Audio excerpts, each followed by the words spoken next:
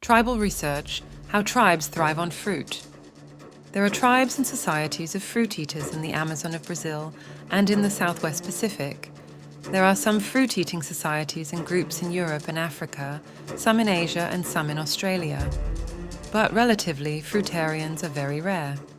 It has been observed that certain so-called primitive tribes in Africa and elsewhere who consume diets high in fiber are less likely to develop certain colon diseases and metabolic disorders than their kinsmen who live in urban areas and eat low-fiber foods similar to those consumed in so-called developed countries. Based on the high correlation between low-fiber diets and human gastrointestinal diseases, many hospitals and clinics have changed their dietary management of diverticulosis. They are experiencing good results with a diet containing more instead of less cellulose. On various islands in the Pacific are tribes of people who have followed the same diet for dozens of generations. They eat fruits, roots, and tubers. They are in excellent health and consume just 15 grams of protein a day. A study was done by Dr. Jaffe of the University of California at Berkeley on the effects of a non-meat diet over several generations. He studied several generations of fruitarians, ranging from young children to adults, whose diet consists principally of all raw fruits, supplemented by occasional nuts. Their diet supplied them with about 24 to 33 grams of protein a day.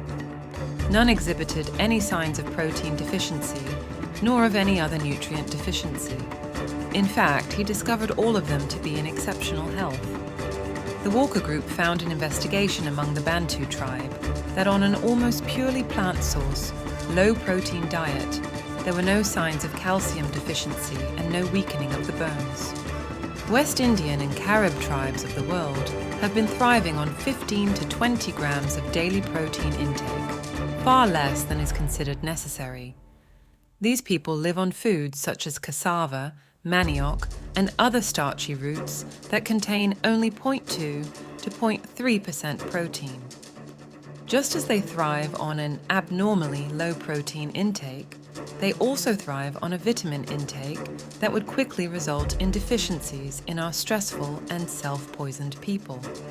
Other groups that manage to avoid osteoporosis include the Hunzas and Yucatan Maya. Like the Abkhazians and Vilcabambas, these groups live in traditional ways and take low protein, primarily vegetarian diets. And from the way groups taking flesh-based diets decline with age, there is little doubt it is the diet of the Hunza, Abkhazians et al., rather than their lifestyles, that enables them to circumvent osteoporosis. The heavy meat-eating Maasai males, Eskimos, and Greenlanders apparently develop osteoporosis at very early ages. The Eskimos normally become bent, shrunken, and disabled in their late 20s, while Greenlanders become decrepit in their 30s. The most interesting case, however, is that of the Maasai. The tribe's males spend their formative years roaming with their herds, drinking the animals' blood and milk, and eating only small amounts of plant foods. Then, at the age of 20 or so, they take off to do a 2-year stint as warriors, during which time they try to live on flesh alone. Following the warrior stint, and while still in their early 20s, they migrate to the tribe's villages, arriving at the villages with bent backs, diminished heights and debilitated bodies, whereupon they are cared for by the village's women until they die. Now, here's the rub. The tribe's females, who remain in the villages while the males are out subsisting on flesh and making war, raise and eat plant foods, and remain remarkably free of osteoporosis. Nutritional studies on the Hunzas, the Otami Indians in central Mexico, the old men in Vilcabamba, Ecuador, certain tribespeople of South Africa, young girls in Appalachia, and other people in various parts of the world all showed that one doesn't need meat to ensure an adequate intake of protein, calories, fat, and essential vitamins and minerals. The Hunzas of the Himalayas, for example, are well known for their emphasis on indigenous fruits in their diet, and for the fact that they eat little, if any, animal protein. This tribe is also noted for the longevity of its individual members and for their superb health. It must be noted, of course, that these people live largely out of doors, work hard at their agricultural pursuits, do not consume processed and chemicalized food.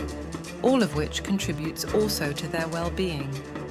The average person in America today probably consumes 2 to 4 times as much protein as they require for optimum living, with many consuming 6 to 8 times as much.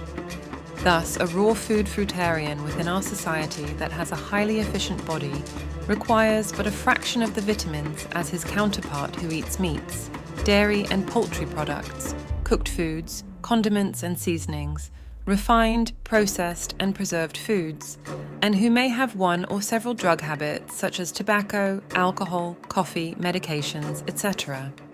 In his series on diet and war, G.I. Rodale provided a correlation between a country's tendency toward war or peace based on its national dietary. He discovered that the national attitude was more warlike and aggressive in proportion to the amounts of sugar, meat, wheat, and rye products consumed by its populace. Throughout history, it has been the meat-eating nomads who have made war on the peaceful agrarian tribes. Visit naturalbodyintelligence.com to find out more.